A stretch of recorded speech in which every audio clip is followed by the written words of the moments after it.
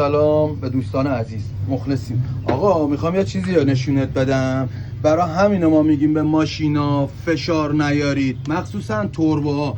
الان یه توضیح بهتون میدیم. عباس آقا این ماشین چش بوده که ما الان پیستون دستته موتور باز شده؟ گفته یه صاحبش این بنده خدا یه 5x4 کرده، بعد دیده صدای ماشین اینجوری شده تا قول خودمون، بعد باز کردیم دیدیم چی؟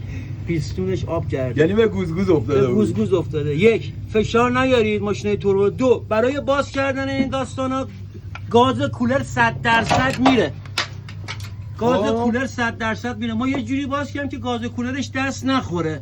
من فکر نکنم کسی بتونه اینجوری این کارا رو بکنه که گاز کولر نره، چون باید این شلنگا باز بشه. مکانیکای عزیز میدونن ما خیلی دیگه روش زحمت کشیدیم، کار کردیم که گاز کولرش چون فابریک بوده نره که 4-5 آمپول گاز بده. این دیگه قلق کاره. این دیگه قلق کاره و در آوردیم کارا رو. حالا واسه درست کنیم ان شاءالله ماشین مثل ساعت کار کنه و سوار شه. آقا دلیلش چی بوده این پیستون اینجوری شده؟